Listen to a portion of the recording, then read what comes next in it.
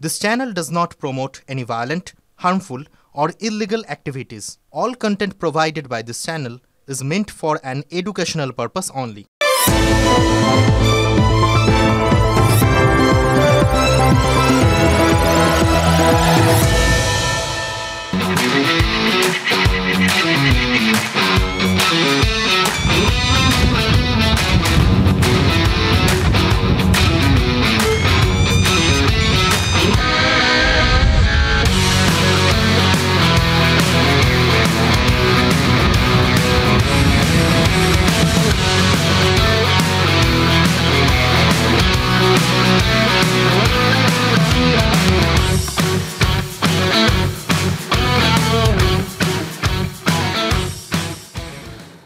अगर देखना चाहते हो मेरे उड़ने का अंदाज, आसमान से कहो थोड़ा और ऊंचा हो যায়।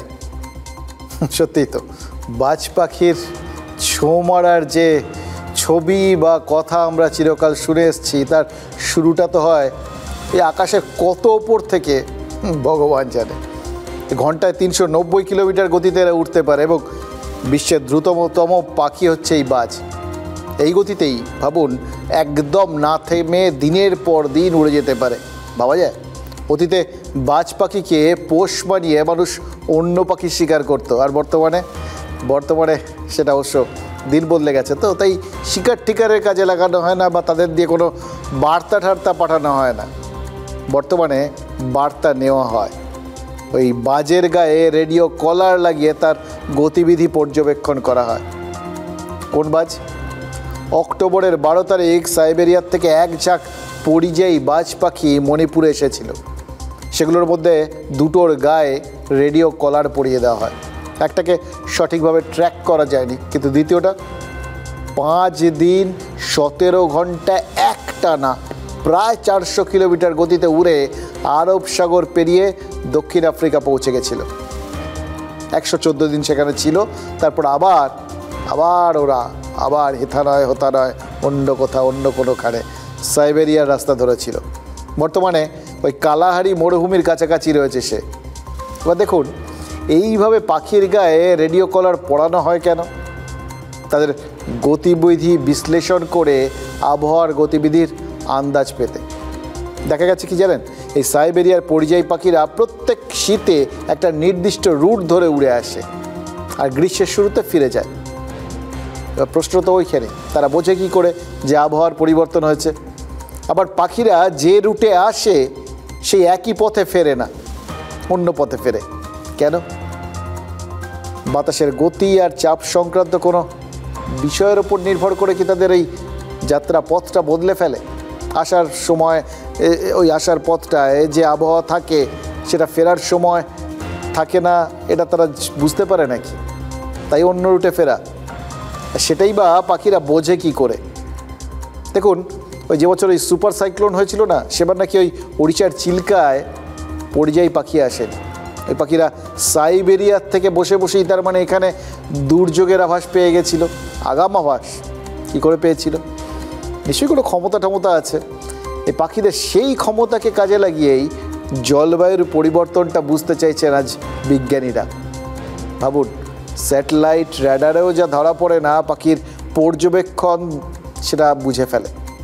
আর তাদের থেকে তাই জন্য সেই প্রযুক্তি শিখতে চাইছে মানুষ। এবার দেখুন আবহাওয়া বিজ্ঞানে মানব সভ্যতাকে এই বাজ পাখিরা কোথায় উড়িয়ে নিয়ে যাবে আমরা তা জানি না, কিন্তু এই মুহূর্তে আবহাওয়ার কিছু পূর্বাভাস তো আমাদের এখানেও আছে। জানা গেছে, মৌসুম ভবন থেকে জানিয়েছে যে এবার দেশে প্রচুর ভালো বৃষ্টি হবে, ভালো বর্ষা হবে, মানে ভালো ফসল ফলবে আর কি, অর্থনীতির জন্য ভালো খবর। আগামী 2 দিন বাংলার আবহাওয়া নাকি খুব ভালো থাকার পূর্বাভাস আছে। এবার এই যে বিষয়গুলো, মানে ধরুন আবহাওয়া দপ্তর জানিয়েছে যে ভারতে এবার স্বাভাবিকের থেকে বেশি বৃষ্টি হবে, এগুলো তো স্বাভাবিকভাবেই আমাদের খুশি করবে। হয়তো আরও নির্দিষ্টভাবে বোঝার জন্য পরবর্তী ক্ষেত্রে ওই বাজের ওপর নির্ভর করতে হবে। বাংলাদেশের উত্তর দিকে একটি ঘূর্ণাবর্ত তৈরি হয়েছে, যার প্রভাবে মালদা ও 2 দিনাজপুরে ভারী বৃষ্টির পূর্বাভাস। উত্তরবঙ্গের বাকি জেলাগুলিতে দমকা হওয়ার সঙ্গে বৃষ্টি হবে। রবিবার দক্ষিণবঙ্গের সব জেলাতেই বিক্ষিপ্ত বৃষ্টি হবে। 22 তারিখ থেকে আবার বৃষ্টি কমবে, তাপমাত্রা বাড়বে। আবহাওয়া দপ্তরের পূর্বাভাস বলছে এবছর স্বাভাবিকের চেয়ে 5% বেশি বৃষ্টি হবে ভারতে।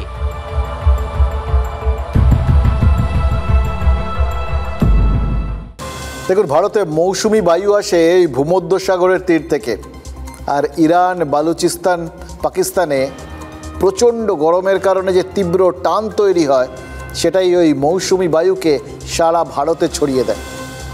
কিন্তু ইরানের আকাশ কি আগের মতোই তপ্ত হবে, নাকি তেজস্ক্রিয় বিকিরণে তপ্ত কড়াইয়ের মতো তেতে থাকবে ওই ব্যাবিলনীয় সভ্যতার পৃষ্ঠভূমি, নাকি তীব্র অকাল শৈত্যে মৃতদেহের মতো শীতল হয়ে যাবে ওই পারস্য উপসাগরের উত্তর প্রান্তের দেশ? দেখুন, ইরানের অদৃষ্ট বদলাতে পারে, এই আশঙ্কা, এই সম্ভাবনা সবই তো রয়েছে।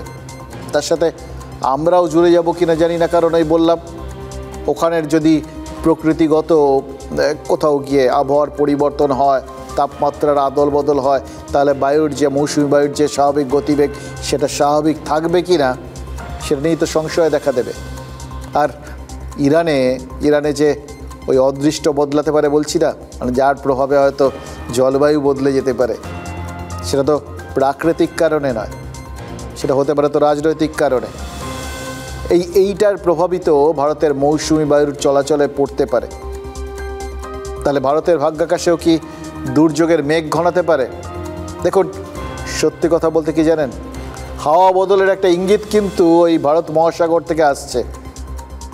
এরকম যখন পরিস্থিতি, তখন বুঝতেই পারছেন পরিস্থিতির সঙ্গীন আশা আশঙ্কা পাশাপাশি হাত ধরাধরি করে হাঁটছে। আর এরকম যখন পরিবেশ হয়, যখন আবহাওয়া বিভিন্ন দিক থেকে বদলাতে থাকে, তখন তো বেশ কিছু কথা বলতেই হয়, যে কথাগুলো না বললেই না।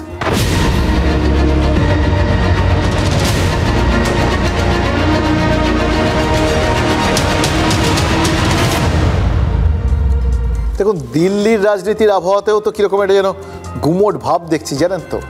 যা খবর আসছে তাতে বুঝে ওঠা যাচ্ছে না ঠিক হচ্ছেটা কি, কিন্তু কোথাও গিয়ে কিছু একটা হচ্ছে, এটা বোঝা যাচ্ছে।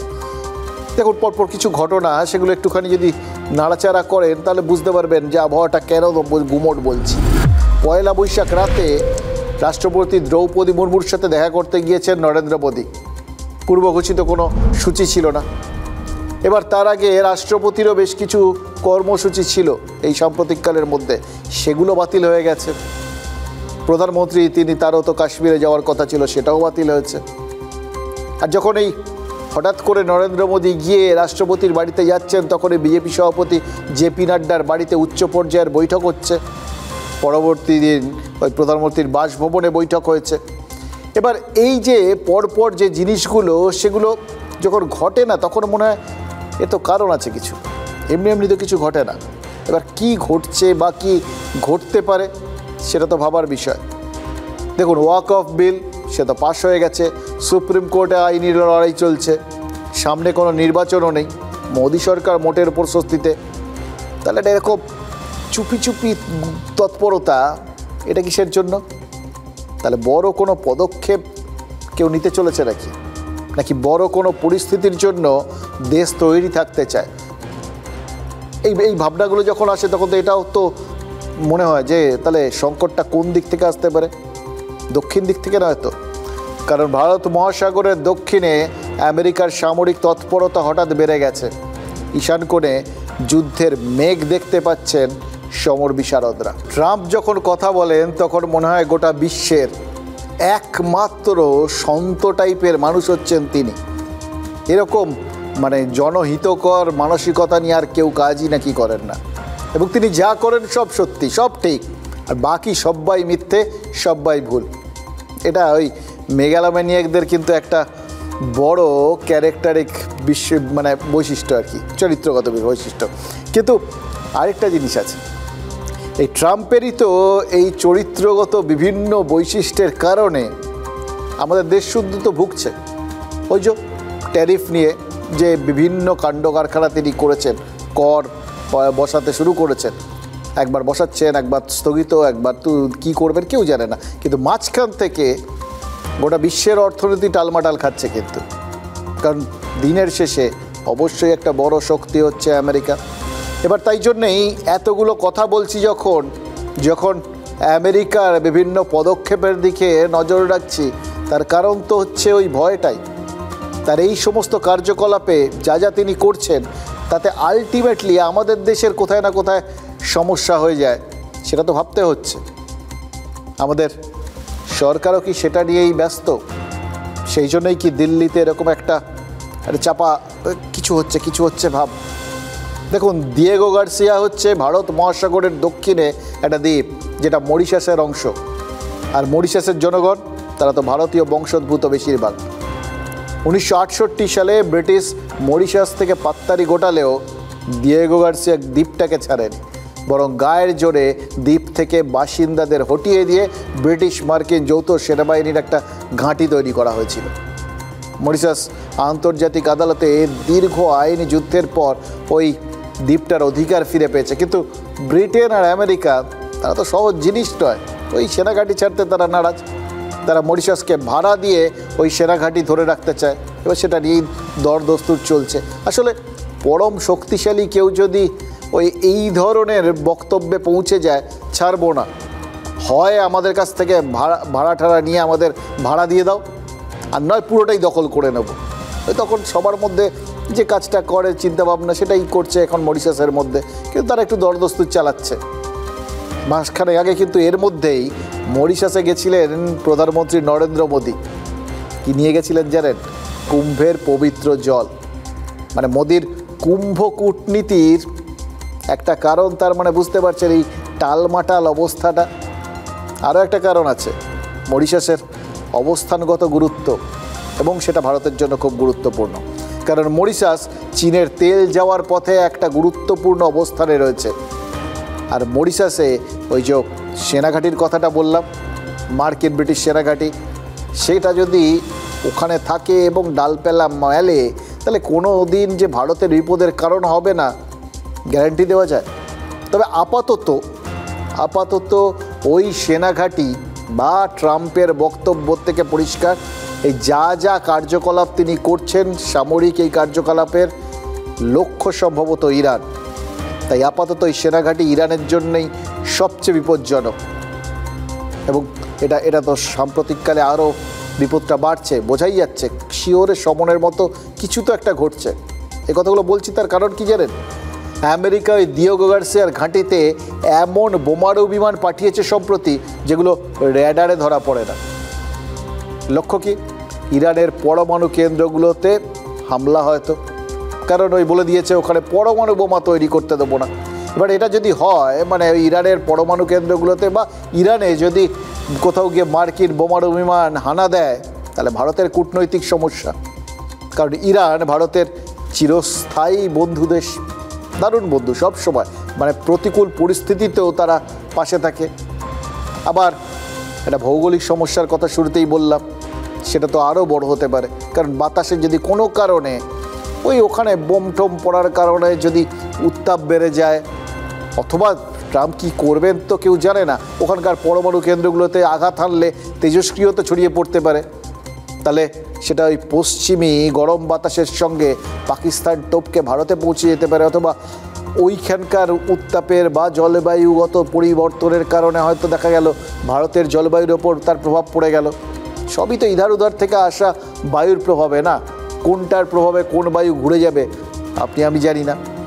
ফলে আমরা এই যে ভাবছি এবার খুব ভালো বর্ষা হবে, ভালো বর্ষা হলে ভালো ফসল হবে, এই যে ট্রাম্পের কল্যাণে সাম্প্রতিককালে অর্থনৈতিক একটা টালমাটাল পরিস্থিতি তৈরি হয়েছে, গোটা বিশ্বজুড়েই সেটা হয়েছে, ভারতও ব্যতিক্রম নয়। এবার যদি ভালো ফসল হয়, অর্থনীতি সবল হবে, শক্তিশালী হবে, এগুলো তো আমরা ভেবে নিয়েছি সব, কিন্তু এখন তো উল্টোটাও ভাবতে হচ্ছে। দেখুন, ইরানের পরমাণু কেন্দ্রগুলো কোথায় কোথায় আছে সেটা এখন আমেরিকা খুঁজে পেতে দেখছে, কিন্তু আমেরিকা যে শুধু ইরানের দিকেই তাকিয়ে রয়েছে তাও তো নয়, আমেরিকা তো বাংলাদেশের দিকেও তাকিয়ে রয়েছে। এবং সত্যি কথা বলতে কি ইউনূসও তো আমেরিকার দিকে তাকিয়ে রয়েছে। সেটা তো অবশ্য জবের থেকে ট্রাম্প ক্ষমতায় এসেছিলেন তবের থেকেই, কারণ তিনি ট্রাম্পের যাতে তিনি প্রেসিডেন্ট হতে না পারেন ট্রাম্প, সেজন্য যথেষ্ট পরিমাণ কলকাঠি নেড়েছিলেন। এবার বাইডেনকে সরিয়ে যখন ট্রাম্প এসে বসলেন তখন থেকেই তার ওই প্রহর গণা শুরু হয়ে গেছে, এবার না আমার ওপর কিছু করে। শেখ হাসিনা কি বলেছিলেন মনে আছে? সেন্ট মার্টিন দ্বীপ তিনি আমেরিকাকে ছেড়ে দিলে তার সরকারের পতন হতো না। ট্রাম্প এসে বঙ্গোপসাগরে মার্কিন সেনাঘাঁটি তৈরির সিদ্ধান্ত বদলে ফেলবেন নাকি? ওইটা করবেন না, বরঞ্চ তার সময় নেওয়া কিছু সিদ্ধান্ত বাইডেন বদলে ফেলেছিলেন, সেগুলো নিয়ে তিনি বাইডেনকে উঠতে বসতে গালাগালি করেন। কিন্তু যে সিদ্ধান্তগুলো আমেরিকার জন্য ভালো, মানে একটু আগ্রাসী মনোভাব সম্পন্ন যা সিদ্ধান্ত, সেগুলো নইব ওগুলো যেরকম আছে সেরকম থাকবে, বরঞ্চ তিনি এসে আরও বাড়িয়ে দেবেন। দেখুন, এইখান থেকেই তো বাংলাদেশের ডবল আশঙ্কার জায়গা। এক, আমেরিকা কি চেয়ে বসে, আর দুই, ওই মরিশাসের মতোই তাদের দম আছে নাকি আমেরিকার সাথে লড়াই করতে যাওয়া। এমনিতেই ভয়ে কাঁপছে, বিশেষ করে ইউনূস, যে ট্রাম্প আসার আগে তার আসার পথে যাবতীয় কাঁটা বেছাতে তিনি চেষ্টা করেছিলেন। সেটা অবশ্য বাংলাদেশি হিসেবে নয়, সেখানে তিনি ওই টাকা পয়সা সম্পন্ন বিদেশে আমেরিকা যারা ব্যবসাদার আছেন না, সেই ব্যবসাদারদের একজন হিসেবে। এবার এখন গোটা ব্যাপারটা এরকম ঘুরে যাবে ভাবতে পারেননি, এবার চাপে পড়ে গেছে। এমনিতেই বাংলাদেশ থেকে নানান উড়ো খবর আসছে, আমেরিকার সহায়তায় নাকি চট্টগ্রামে মানবিক করিডোর তৈরি করা হবে। কেন তৈরি করা হবে? ওই বাংলাদেশে আটকে থাকা রোহিঙ্গাদের ওই রাখাইন প্রদেশে ফেরত পাঠানোর জন্য। কতদিন আগে ওই রাষ্ট্রপুঞ্জের মহাসচিব অ্যান্তনিও গুতেরেজ ওই কক্সবাজারে গিয়ে রোহিঙ্গা ক্যাম্প ঘুরে গেছেন। মানে মানবিক করিডোর একেবারে হাওয়ায় ভাসানো তত্ত্ব তো না, তাতে আমেরিকার স্বার্থ কি? গোয়েন্দারা বলেছে ওই করিডোরের মাধ্যমে আমেরিকা আরাকান আর্মির কাছে অস্ত্রশস্ত্র পাঠাবে, যাতে তারা মায়ানমারের ওই জুন্টা সরকারকে ফেলে দিতে পারে। ফেলে দিলে তাদের কী লাভ? পরিষ্কার, ওদের ফেলে দিয়ে আমেরিকা মায়ানমারে তাদের পুতুল সরকার বসাবে। সেটা যদি হয়, মায়ানমার যদি আমেরিকার পুতুল সরকার বসে, তাহলে তো আবার চীনের বিপদ। দেখুন, প্রত্যেকটা জিনিসের সঙ্গে জড়িয়ে রয়েছে, এবং মাথায় রাখবেন আমেরিকার প্রথম শত্রু চীন। বাণিজ্যিক কারণে তাদের কোনোভাবেই তারা, এবং সমস্ত শক্তিশালী শক্তিধর দেশ হিসেবে তারা যেভাবে উঠে আসছে, সেটার জন্যই তারা বিন্দুমাত্র সহ্য করতে পারেন না চীনকে। আবার একই সঙ্গে তাদের ওই মাথায় রয়েছে ইরানের মতো দেশগুলো। সমস্ত কিছু তারা ছোকে নেয়, নিজেদের বাইরে আর অন্য কোথাও কোনো কিছুকে তারা থাকতে দেবে না। এবং সত্যি কথা বলতে কি, ঠিক একই চিন্তাভাবনার জন্য ভারতও তো নিশ্চিন্ত থাকতে পারে না আমেরিকাকে নিয়ে। দেখুন, মায়ানমারে আমেরিকার উপস্থিতি যদি সত্যিই থাকে, সেটা কি ভারতের উত্তর পূর্বাঞ্চলের ক্ষেত্রে খুব স্বস্তিদায়ক হবে? ভাবুন তো একবার, আমেরিকা কোন মানসিকতা নিয়ে চলে। আর ওই মিজোরাম, পার্বত্য চট্টগ্রাম আর মায়ানমারের চীন প্রদেশকে নিয়ে একটা খ্রিস্টান রাষ্ট্র তৈরির কথা তো সেই কবে থেকে বাতাসে ভাসছে। ওই আরবের মাঝখানে যেরকম ইসরায়েল রয়েছে, ভারতীয় উপমহাদেশের গা ঘেঁষে ওই রকমই একটা খ্রিস্টান দেশ তৈরি করে দেওয়ার একটা চিন্তাভাবনা দীর্ঘদিন ধরে। এবং তার পেছনে কিন্তু ওই নিজেদের স্বার্থ। ওইখানে যদি একটা এরকম একটা দেশ তৈরি হয়ে যায়, সেটা ভারত আর চীন দুটো দেশের ওপরেই নজর রাখতে পারবে। বুঝতে পারছেন ভৌগোলিক বিন্যাস কিভাবে কূটনৈতিক এবং রাজনৈতিক উদ্দেশ্যে বদলে দেওয়া হচ্ছে, এবং তার সাথে সামরিক উদ্দেশ্য তো রয়েছে। এবার ভাবছেন তো, সব বড় বড় ব্যাপার, গোটা বিদেশ গোটা বিশ্ব জড়িত হচ্ছে। এটা কি সব আমাদের ঘরের দোরগোড়ায় এসে পৌঁছে যাচ্ছে? ঘরের দোরগোড়াতেই তো আসছে। ভৌগোলিক বিন্যাসটা এভাবে বদলে গেলে সেটা পশ্চিমবঙ্গের ওপরেও তো পরোক্ষে চাপ পড়তে পারে। ভারতের নিরাপত্তায় জিজ্ঞাসা চিহ্ন যদি ঝোলে, পশ্চিমবঙ্গ কি নিরাপদ থাকবে? এবার প্রশ্ন হচ্ছে, পশ্চিমবঙ্গ কি আদৌ এখন নিরাপদে রয়েছে? পশ্চিমবঙ্গের মানুষ তারা কি সত্যি নিরাপদে আছে? দাঁড়িয়ে আছেন রাজ্যপাল, আর তার পায়ের কাছে লুটিয়ে পড়ছে ভারতবর্ষ। পায়ের কাছে হাত জোর করে বসে আছে ভারতবর্ষ। রাজ্যপালের পায়ের কাছে লুটিয়ে পড়া, হাত জোর করে বসে থাকা, কাঁদতে কাঁদতে বেহুশ হয়ে যাওয়া ভারতের ঠিকানা পশ্চিমবঙ্গের মুর্শিদাবাদ। আরও নির্দিষ্ট করে বললে মুর্শিদাবাদের জাফরাবাদ।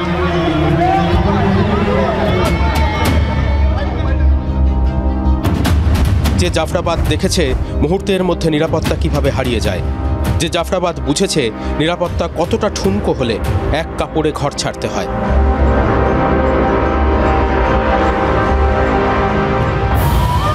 সেই জাফরাবাদ রাজ্যপালের পায়ের কাছে বসে প্রাণ ভিক্ষা চাইছে, খুদকুড়ো চাইছে, চাইছে নিরাপত্তা। এই ছবিগুলো দেখার পর যেখানে আমি থেমেছিলাম সেখান থেকে একটু শুরু করি। পশ্চিমবঙ্গ কি সত্যি নিরাপদ? দেখুন, এই প্রশ্নটা শুনলেই তো নাকের ডগায় ন্যাশনাল ক্রাইম রেকর্ডস ব্যুরোর রেকর্ড বুক ঝুলিয়ে দেবে আমাদের শাসক তৃণমূল কংগ্রেস। কিন্তু জাফরাবাদের রেকর্ড কি ওই ক্রাইম রেকর্ডস বুকের রেকর্ডে উঠবে? জানি না। দেখুন, উঠুক না উঠুক, রাজ্যপালের পায়ের কাছে বসে বৃদ্ধার হাত জোর করে ভিক্ষে যাওয়ার মতো করে যে প্রাণ বাঁচানোর দাবিটা না, ওই মহিলার রাজ্যপালের পায়ের কাছে মাথা কোটার মুহূর্তগুলো বিশ্বাস করুন হারিয়ে যাবে না। একটা কথা ভাবুন তো, রাজ্যপালের পা ধরে যারা কাঁদলেন তারা তো সবাই এদেশেরই বৈধ নাগরিক, তাই না? তাদের কেন মনে হচ্ছে যে তারা নিজ ভূমে নিরাপদ নন? রাষ্ট্রপুঞ্জের হিসেবে বিশ্বের সবচেয়ে জনবহুল দেশ এটা, যে দেশের সেনাবাহিনী বিশ্বের তৃতীয় বৃহত্তম, যে দেশ পরমাণু শক্তির বলে বলিয়ান, যে দেশের অর্থনৈতিক শক্তি বিশ্বের মধ্যে পঞ্চম, এবং সবাই বিশ্বাস করেন গোটা বিশ্বে আগামী দিনে দাপিয়ে বেড়াবে ভারত। বিরাট বিরাট সব ফিরিস্তি রয়েছে, বিরাট বিরাট সব আমাদের বিভিন্ন কৃতিত্ব রয়েছে। কি লাভ বলুন তো এসব থেকে? এসব কিছুর মূল্য কি যদি সেই দেশের নাগরিকদের বাঁচার জন্য এভাবে কারোর পায়ে পড়তে হয়, কাঁদতে হয়, নিরাপত্তা চাইতে হয়? নিরাপত্তা থাকলে তো নিরাপত্তার দাবি উঠতো না, তাই না? সেই জন্যই তো নেই, সেই জন্যই তো চাইছে। তার মানে এ রাজ্যের জাফরাবাদ নামক গ্রামের মানুষ নিরাপদ নন, তারা বিপদের মধ্যে আছেন। এটা নিয়ে কোনো সংশয় আছে কি? মানে আমাদের নেই, রাজ্যপালের বলা মুশকিল ছিল নাকি? মানে এই সংশয় কাটাতেই কি তিনি মুর্শিদাবাদে গেছিলেন? সিভি আনন্দ বোস এমনিতে তিনি আউটসাইডার, বহিরাগত, তাই এখন মুর্শিদাবাদে যাওয়া উচিত হবে না এটা বলে তো তাকে আপাতত বিরত থাকতে অনুরোধ করেছিলেন মুখ্যমন্ত্রী। রাজ্যপাল যথারীতি কথা শোনেননি।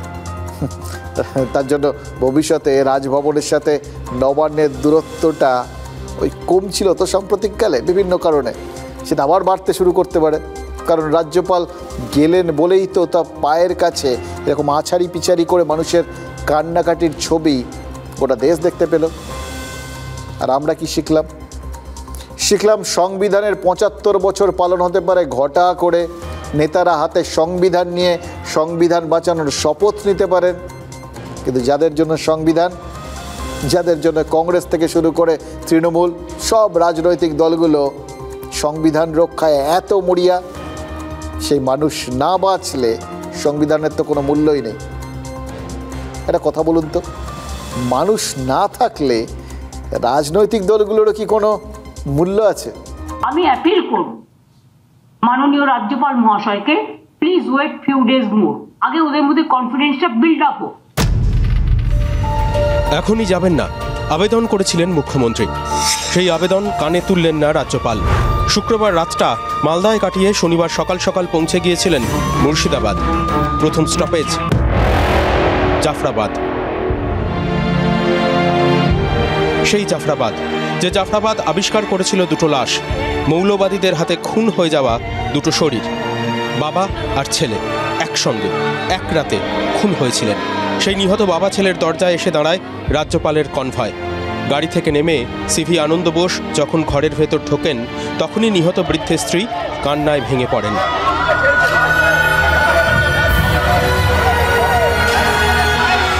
রাজ্যপাল দেখলেন, শুনলেন, বুঝলেন এই মুহূর্তেও নিরাপত্তার অভাব বোধ করছে জাফরাবাদ।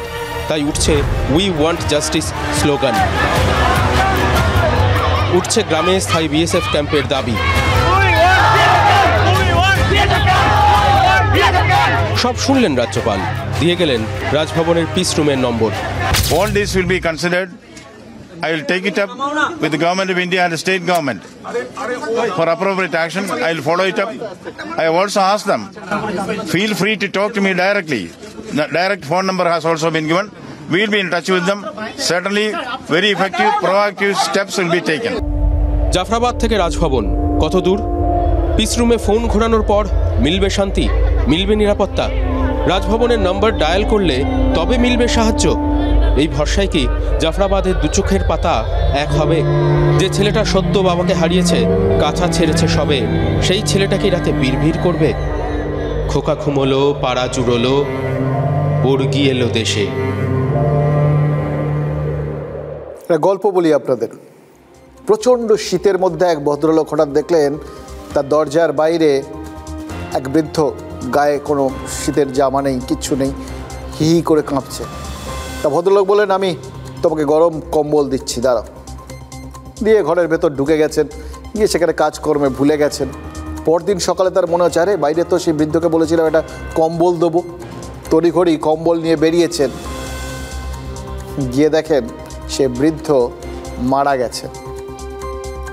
ভেবে দেখুন, ওই বৃদ্ধ ঠিক ওই অবস্থায় অতদিন ছিলেন, লড়ে যাচ্ছিলেন ঠান্ডার সঙ্গে। কিন্তু সেদিন আর পারলেন না। কেন পারলেন না জানেন? কারণ তিনি কোথাও গিয়ে একটা আশা পেয়েছিলেন। তার মনে হয়েছিল আজকে তিনি একটা কম্বল পাবেন। সে আশাটা যখন মিথ্যে আশা হয়ে গেল, তখন আর কিছু তার কাছে পড়েছিল না লড়াই করার মতো। মনের শেষ জোরটাও চলে গেছিল, তাই সে মারা গেছে। রাজ্যপাল যে ওই সবাইকে নম্বর দিচ্ছেন, সব জায়গায় যাচ্ছেন, রাজ্যপাল নিশ্চয়ই এটা বুঝতে পারছেন। ওই মানুষগুলো কিন্তু এই নম্বর, তার উপস্থিতি, এগুলোকে খড়কুটো শুধু নয়, বাঁচার আশ্রয় হিসেবে আটকে ধরছেন, দু হাতে আঁকড়ে ধরছেন। সেগুলো যদি বাস্তবায়িত না হয়, তাহলে এই মানুষগুলোর জন্য কি পড়ে থাকবে বলুন তো? আশা না থাকলে মানুষ কিন্তু এক সেকেন্ডও থাকতে পারে না।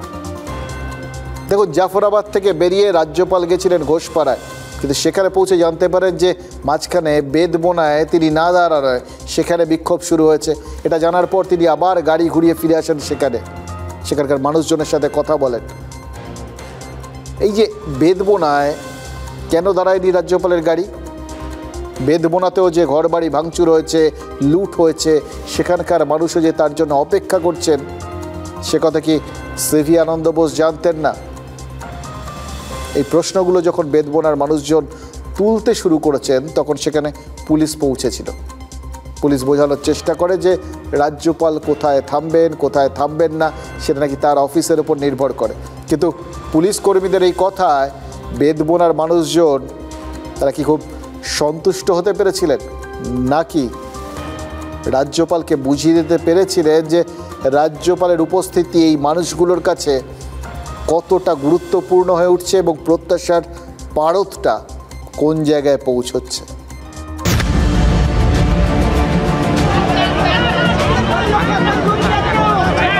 আমাদের এখানে রাজ্যপাল আসার কথা ছিল, আমরা সবাই উপস্থিত আছি।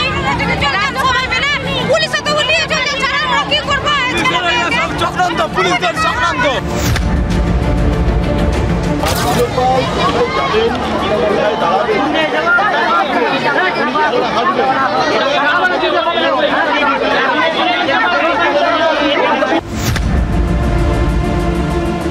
আমিও একজন শিক্ষিত ছেলে স্যার, আপনি পড়াশোনা করে আপনি চাকরি পেয়েছেন স্যার, আমি পাইনি স্যার, প্লিজ মাফ করবেন স্যার। কিন্তু বিষয়টা আপনি যেটা বুঝাতে চাচ্ছেন সেটা লজিক্যালি খুব ভালো নয় স্যার, এটা লজিক্যালি আপনি ঠিক বুঝছেন না। দেখুন, পুলিশের কথায় বেদবোনার মানুষ কেন সন্তুষ্ট হতে পারেননি সেটা তারাই ভালো বলতে পারবেন। আমরা শুধু জানার চেষ্টা করেছিলাম রাজ্যপাল কেন প্রথমে বেদবোনায় যাননি। খোঁজ নিয়ে যেটা জানা গেছে সেটা হচ্ছে এই ধরনের সফরে যা হয়, এক্ষেত্রেও তাই হয়েছিল। রাজ্যপাল কোন কোন জায়গায় যেতে চান সেটা আগের থেকেই জেলা প্রশাসনকে জানানো হয়েছিল।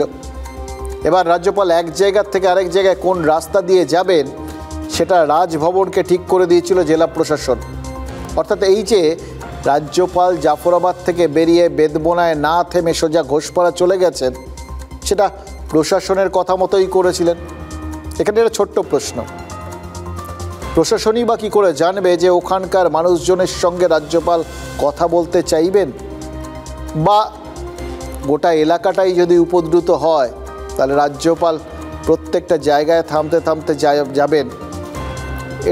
এটাই কি জানানো হয়েছিল প্রশাসনকে? দেখুন, এগুলো কিন্তু কমিউনিকেশনসের উপর ডিপেন্ড করে।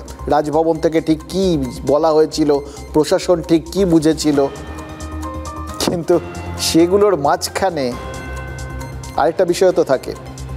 ওই বলে না, ওরা যত বেশি পড়ে তত বেশি জানে।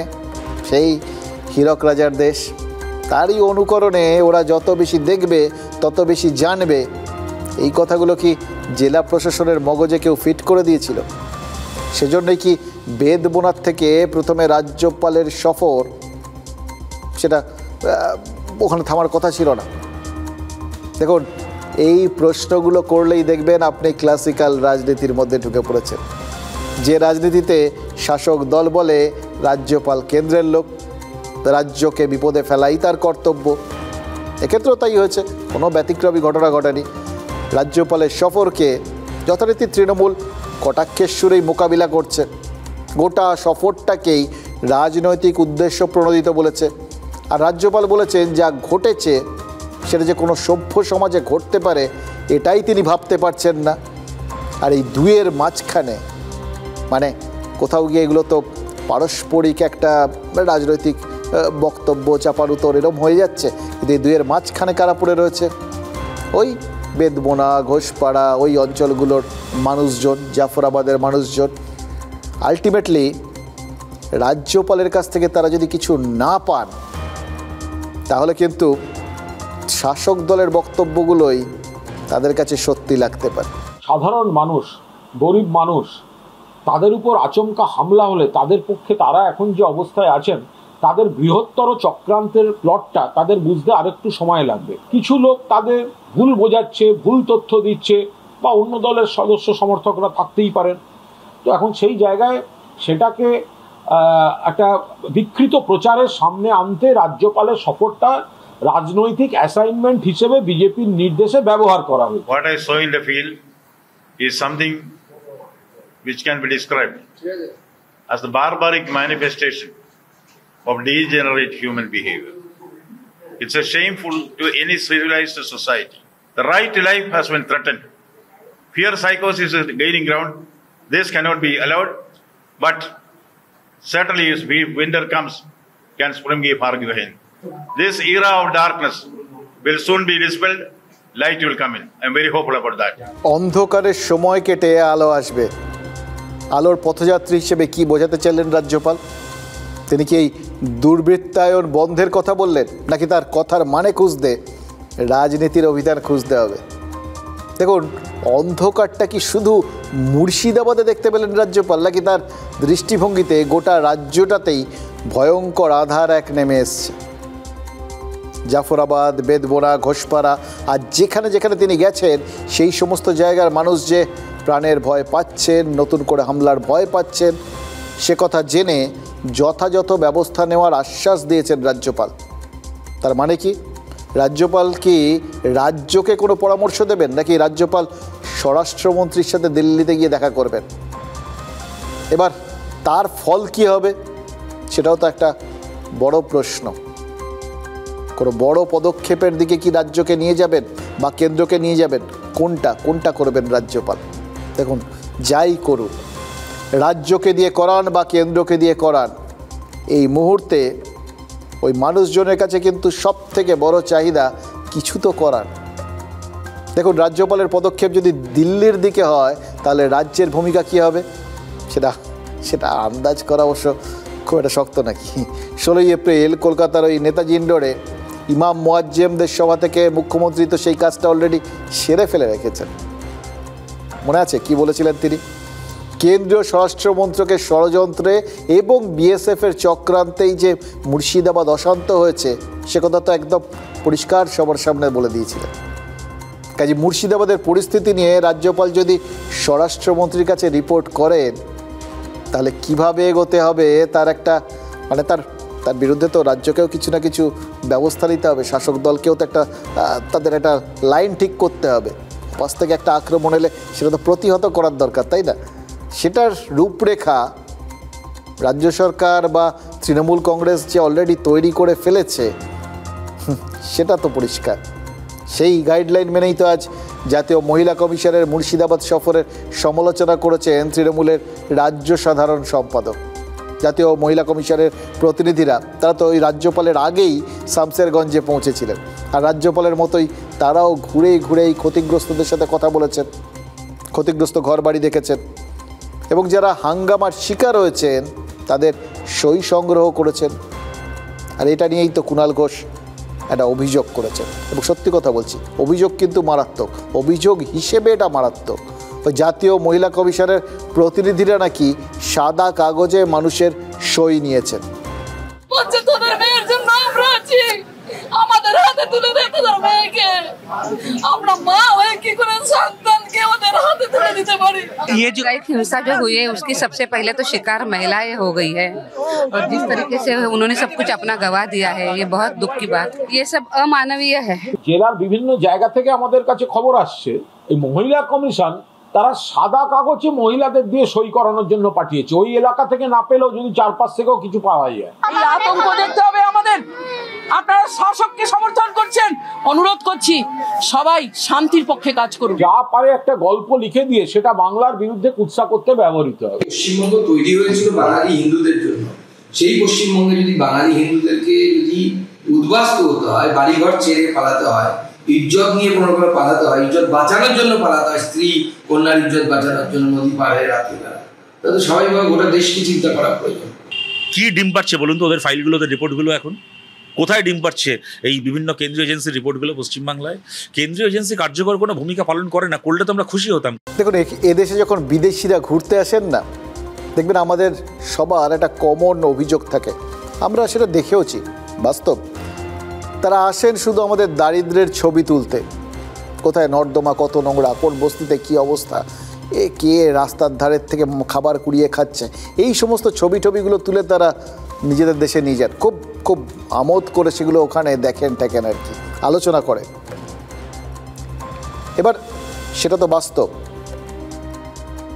কিন্তু এক্ষেত্রে কেন্দ্রের থেকে কোনো কমিটি, মানে সেটা মানবাধিকার কমিশন হোক বা মহিলা কমিশন হোক বা কোনো এজেন্সি হোক, তারা তো রাজ্যে পা রাখলেই প্রায় একই দৃষ্টিভঙ্গি নিয়ে শাসক দল কেন দেখে? তাদের কি মনে হয় ওরা শুধু খারাপটাই দেখেন, খারাপটাই বলেন? তাহলে তো তার একটা পাল্টা বক্তব্য আছে, খারাপ জিনিসগুলো না থাকলেই তো হয়, তাহলে তো আর কেউ দেখতে পান না। দেখুন, এই সাদা কাগজে সই নিয়ে বিতর্কটা কেন দানা বাঁধে? কারণ সাদা কাগজে যা খুশি লেখা যায়। তাহলে কুণাল ঘোষ কী বোঝাতে চাইলেন? তিনি কি বোঝাতে চাইলেন যে ওখানকার মানুষজন এমনিতে এই বেশ ভালো আছি গোছের বক্তব্য রাখতেন, তাদের কোনো সমস্যা নেই, সেটা কমিশনের কাজে লাগতো না বা পছন্দ হতো না বলেই তারা সাদা কাগজে সই নিয়েছেন? এটাই কি তার অভিযোগ? কিন্তু মুর্শিদাবাদের যে সমস্ত মানুষ হিংসার শিকার হলেন, তাদের হৃদয়ে সত্যি সত্যি যা লেখা হয়ে গেছে, সেটা কি ওই বিধানসভা ভোটের আগে শাসক দল মুছে দিতে পারবে, নাকি তার কোনো প্রয়োজনই নেই? মুর্শিদাবাদের জাফরাবাদে এই নিহতদের পরিবারের সঙ্গে দেখা করতে গেছিলেন কংগ্রেসের সাংসদ ঈশা খান চৌধুরী, প্রদেশ কংগ্রেসের সভাপতি শুভঙ্কর সরকাররা। এবার তাদের বাধা দেন ওই নিহতদের পরিবার। আর এখান থেকেই তো একটা রাজনৈতিক অঙ্ক চোখের সামনে ভেসে আসছে, জানেন তো, যেটা দেখে মনে হচ্ছে, এই জন্যই কি মনে হচ্ছে যে কোনো কিছুতেই কিছু হবে না, তারা ঠিক আছে, শাসক দল নিশ্চিন্ত।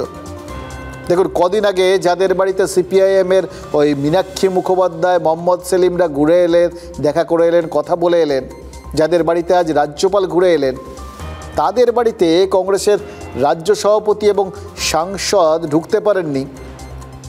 এটার রাজনৈতিক তাৎপর্য কি তৃণমূলের চোখে পড়েনি? এবং সত্যি কথা বলতে কি, সেটা দেখে তৃণমূলকে এই প্রচণ্ড চাপের মধ্যেও একটু স্বস্তি পাচ্ছে না। তাদের কি মনে হচ্ছে, যে কৌশলে তারা মুর্শিদাবাদের পরিস্থিতি মোকাবিলা করার কথা ভেবেছেন, সেই কৌশলটা খেটে গেল? শামসেরগঞ্জ সেটা মুর্শিদাবাদে হলেও মালদা দক্ষিণ লোকসভা কেন্দ্রের মধ্যে পড়ে, আর মালদা দক্ষিণ কংগ্রেসের জেতা আসন।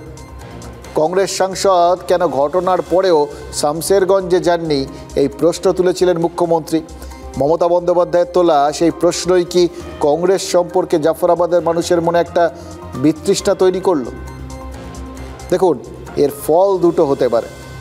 এক, তৃণমূল শামশেরগঞ্জের মানুষের সঙ্গে কংগ্রেসের যে দূরত্ব তৈরির চেষ্টা করছিল সে কাজে তারা সফল। আর দুই, এর ফল তারা বিধানসভা নির্বাচনে পাবে বলে হয়তো আশা করছে। কারণ এমনিতে এবার যদিও তারা মুর্শিদাবাদেও খুব ভালো ফল করেছে, কিন্তু মুর্শিদাবাদটা এমনিতে তো কংগ্রেসের একটা ঘাঁটি।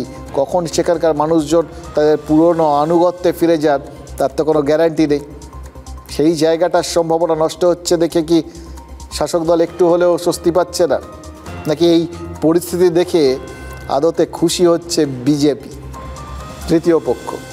কারণ মুর্শিদাবাদের ধুলিয়ান, শামশেরগঞ্জ, জঙ্গিপুর, সুতি, যেখানে যেখানে হিংসার আগুন জ্বলেছে সেই জায়গাগুলোতে তারা পিছিয়ে আছে। এবার এখন যদি কংগ্রেসের দিকে গত লোকসভা ভোটে যে হিন্দু ভোটটা গিয়েছিল সেই ভোটটা আগামী বিধানসভা ভোটে বিজেপির দিকে চলে আসে, তাহলে তো বিজেপির লাভই লাভ। অবশ্য কিসে লাভ কিসে ক্ষতি আর কার লাভ কার ক্ষতি সেটা কষার সময় এখনো আসেনি। কারণ পিকচার আভি বাকি হয়। আগে পুরো খাতাটা শেষ হোক, তারপর তো অঙ্ক কষবেন ধার বাকি। কারণ মুর্শিদাবাদ যে রণক্ষেত্র, এবং সেই রণক্ষেত্র রচনার কাজে যে রাজনৈতিক নেতারা আঁটঘাট বেঁধেই নেমেছিলেন, সেটা তো কিছুটা আঁচ করা যাচ্ছে একটা ভাইরাল বক্তব্য থেকে। যে ভাইরাল ভিডিওয়ে দেখা যাচ্ছে ধুলিয়ান পুরসভার চেয়ারম্যান ইনজামামুল ইসলাম ওয়াকফ বিরোধী সভা থেকে জঙ্গ মানে যুদ্ধের ঘোষণা করছেন। এবার এই সমস্ত কিছু আলটিমেটলি কোথায় গিয়ে দাঁড়াবে সেটার ওপর কিন্তু নির্ভর করবে ওই আগামী নির্বাচনকে নিয়ে অঙ্ক কষাটা কবে শুরু হবে এবং কোন দিকে গিয়ে থামবে। তো আমি ছোটবেলায় একটা ফিল্ম দেখেছিলাম, সে ফিল্মের নাম হলো এলানি জং। আজকে থেকে আমাদেরকে এলানি জংয়ের ধর্মেন্দ্র হয়ে যেতে হবে মোদির বিরুদ্ধে। বদনাম করে কালিমালিপ্ত করতে চাইছে, এই ভিডিওকে বিকৃত করে আমাকে বদনাম করার চেষ্টা করছে। ইনজামাম নিজের কথার সাফাই দিয়েছেন, কিন্তু চিড়ে ভেজাতে পারছেন কি? কারণ তো আরেকটা ভিডিও ঘুরে বেড়াচ্ছে, সিসিটিভি ফুটেজের ভিডিও। সেটাতে দেখা যাচ্ছে সেদিন ধুলিয়ান পুরসভার বিভিন্ন ওয়ার্ডে যেদিন হামলা টামলা হলো, বিভিন্ন সংখ্যাগুরুর বাড়ি দোকানপত্র সব লুটপাট হলো, পুড়িয়ে দেওয়া হলো, সেদিন ধুলিয়ানের রাস্তায় অস্ত্র হাতে ঘুরছেন ধুলিয়ান পুরসভার পুরপ্রধান। অস্ত্র মানে বন্দুক হাতে কি করছিলেন ইনজামাম? যারা গোলমাল করছে তাদের ঠেকাতে গেছিলেন, নাকি তিনিও তাদের ভিড়েই মিশেছিলেন? এলাকার বাসিন্দারা কি বলছেন জানেন? তারা দেখেছেন, নিজেদের চোখে দেখেছেন তাদের চেয়ারম্যান ওই হামলাকারীদের মধ্যেই ছিলেন, এবং তিনি কিছুক্ষণ পর ওখানে যখন চলে যান তারপরেই নাকি হামলা আরও তীব্র হয়েছে। ধুলিয়ানের পুরপ্রধান একথা শুনে আবার এনআইএ তদন্ত চেয়ে বসেছেন। ভাবছেন তো তৃণমূল নেতা তিনি কেন এরকম কেন্দ্রীয় সংস্থার তদন্ত চেয়ে বসলেন? রাজ্য পুলিশে কি আস্থা নেই নাকি তার কোনো কথাতেই কোনোভাবেই যাতে মানুষজন ওই বাকি জিনিসগুলোতে প্রভাবিত না হয় সেটাই তিনি প্রমাণ করতে চাইছেন, যে আমি একদম নিরপেক্ষ যে কোনো তদন্তেই নিজেকে নিরপরাধ প্রমাণ করে দিতে পারবো। এটা বোঝাতেই কি তিনি কেন্দ্রীয় সংস্থার তদন্ত চাইছেন? দেখুন, রাজনৈতিক নেতারা কি কারণে কি চান সেটা বোঝা কিন্তু খুব কঠিন। দেখতে পাওয়া যাচ্ছে তো মোবাইলে ভিডিও ফুটেছে যে চেয়ারম্যান ছিল, অনেকেই বলছেন যে আপনি ছিলেন, আপনি চলে যাওয়ার পরে আরো বেড়েছে। আমি কোনো বিবৃতি দেব না। যারা অপরাধী তাদেরকে এনআই দিয়ে গ্রেপ্তার করা হোক, অপরাধীদেরকে শাস্তি দেওয়া হোক। পুলিশ কেন করবে না? আমি এইসব ব্যাপারে বলতে পারবো না, কারণ ওই ঝাপসা ভিডিওতে সে হামলা রুখতে যাচ্ছে না হামলা করতে যাচ্ছে এগুলোই বোঝানো যায় না। হ্যাঁ, কুণাল ঘোষ ঠিকই বলেছেন, ওই ভিডিওতে তিনি কি করতে যাচ্ছেন সেটা সত্যিই বোঝানো যায় না, কিন্তু তিনি যে ওই ভিডিওর মধ্যে রয়েছেন সেটা তো বোঝা যাচ্ছে। মানে তিনিও সার্টিফাই করছেন দেখুন সিসিটিভির যে ফুটেজ ভাইরাল হয়েছে, ধুলিয়ানের মানুষ যা বলছেন তা যদি সত্যি হয় তাহলে তো একটা জিনিস ধরে নিতে হবে, ধুলিয়ান পুরসভার চেয়ারম্যানের কাছে আগ্নেয়াস্ত্র আছে। এবার তিনি ওই কুণাল ঘোষের কথা অনুযায়ী, ওই আবার বলছি, তিনি ভিড় সামলাতে যাচ্ছেন না তাড়াতাড়ি যাচ্ছেন সেটা পরের কথা, সেগুলো ওই ভিডিও দেখে বোঝা সম্ভব না, কিন্তু আগ্নেয়াস্ত্র আছে।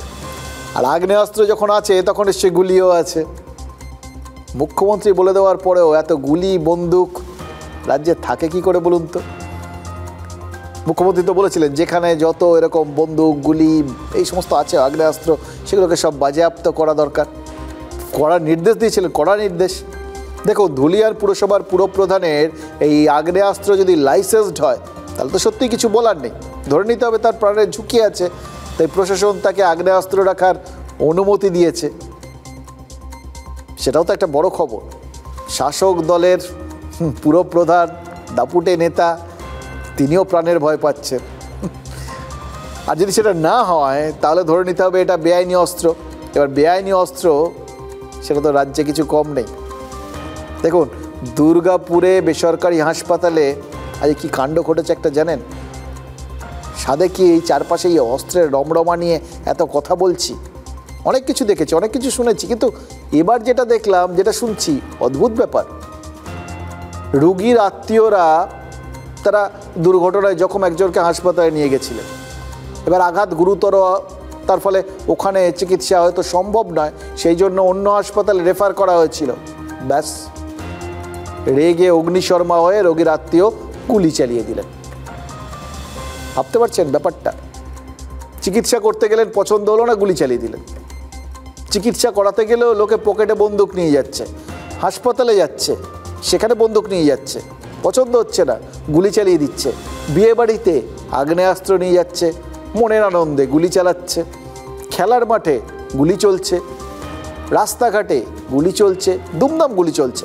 আরে গুলি বন্দুক তার মানে এতই সহজলভ্য যে যখন খুশি একটা বন্দুক নিচ্ছে, গুলি চলে দিচ্ছে। এবার ঘরে ঘরে হাতে হাতে যদি এই লেভেলে গুলি বন্দুক এসব যদি না থাকে তাহলে গুলিগুলো চলছে কি করে বলুন তো? দেখা করতে বলেছিল একজন কি দুজন ডাক্তারের সাথে দেখা করুন, কিন্তু এরা সেটা না, ওরা সবাই মিলে ডাক্তারের সাথে দেখা করবে এই নিয়ে পুলিশ গেল, পুলিশের সাথে ক্যামেরা তুলে ইয়ে করলো যে আমরা মানে এরা জোর করে পুলিশ থেকে মোবাইল নিয়ে পুলিশকে মারতে গিয়ে তখন দিয়ে দিচ্ছি পুলিশের গায়ে হাত তুলছে, তখন আমাদের সিকিউরিটিরা সবাই গিয়ে ওদেরকে একটা ধরলো আর তখন বন্দুক করলো। আহত ব্যক্তির একজন আত্মীয়, তিনি তার সম্ভবত সেটা ফায়ার আর্মস মানে সার্ভিস রিভলভার হতে পারে, সেটা এখনো ভেরিফাই হয়নি। লাইসেন্স কিনা, লাইসেন্স আছে কিনা সেটা ভেরিফাই হয়নি, সেটা উনি বলছেন ওটার লাইসেন্স আর্মস। তো সহসা উনি গুলি চালায়। প্রাণ বাঁচানোর জন্য তো যাদের লাইসেন্স আর্ম আছে তাদের গুলি চালানোর অধিকার রয়েছে। এবার কোথাও গিয়ে চিকিৎসা পাচ্ছেন না মানে তো প্রাণ সংশয়, সেই জন্য চালিয়েছেন। ঠিক আছে, যুক্তি আমরা জানি না ওটা লাইসেন্সড কিনা, ওই বললেন পুলিশের কর্তা, তিনি দেখবেন, পরীক্ষা করে দেখুন।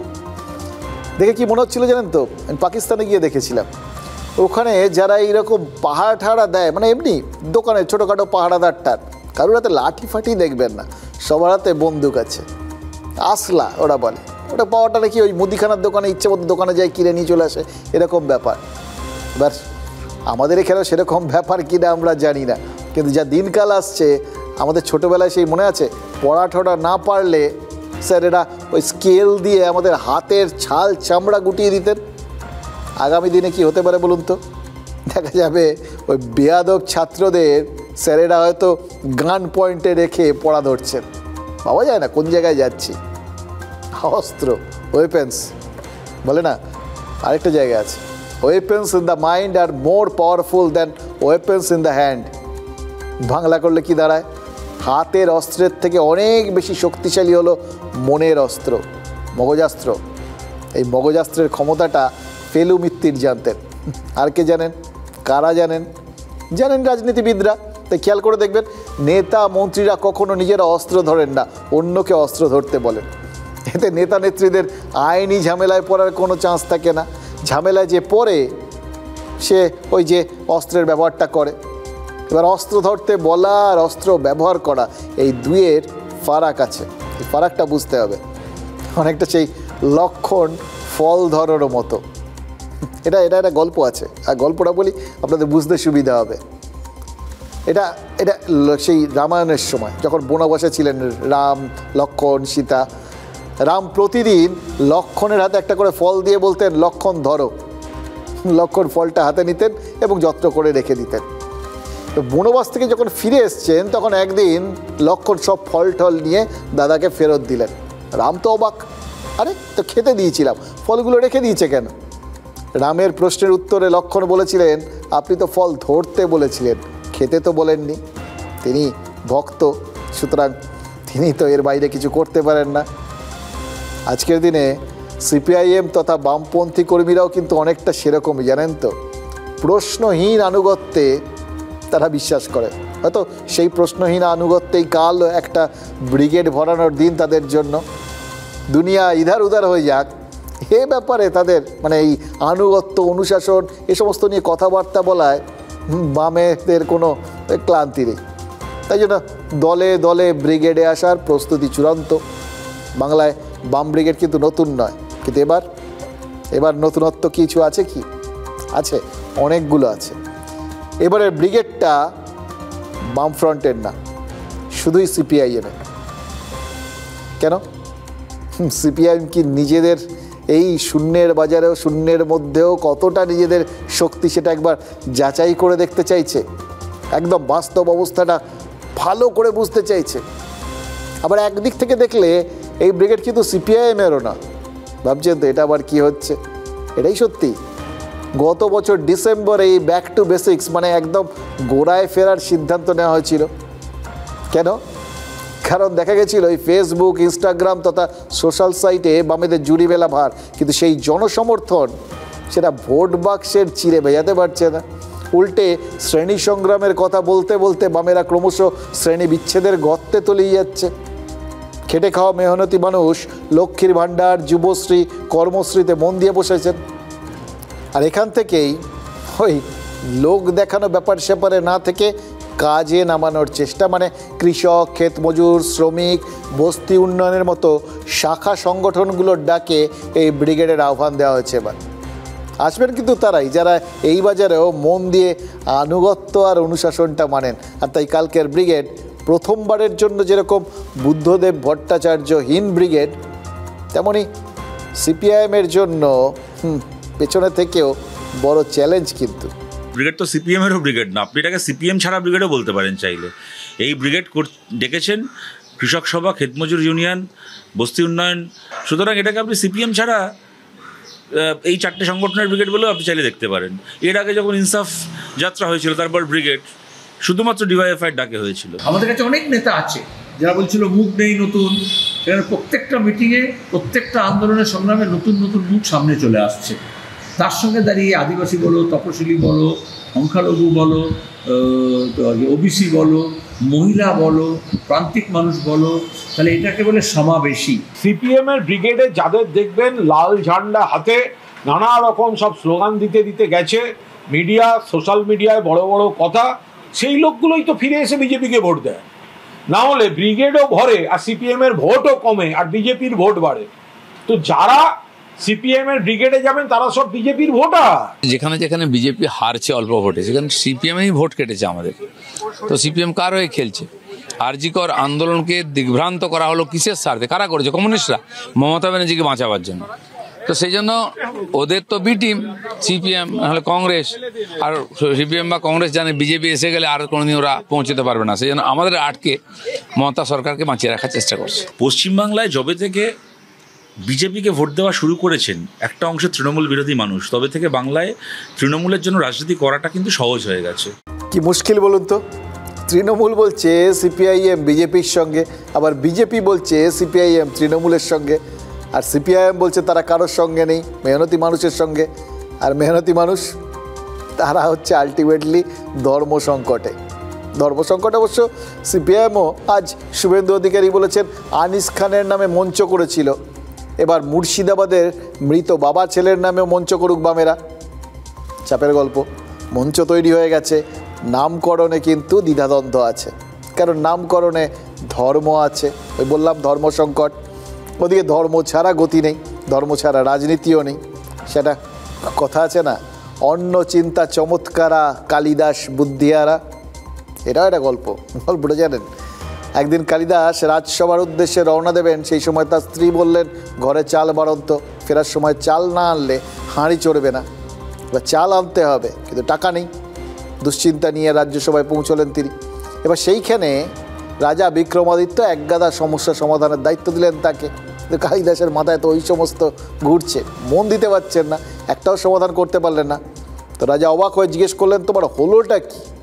তখন কালিদাস বলেছিলেন, মহারাজা অন্য চিন্তা চমৎকারা কালিদাস ও বুদ্ধিহারা, ঘরে চাল না থাকলে বুদ্ধি কাজ করে না, মন বারবার দিগ্ভ্রান্ত হয়।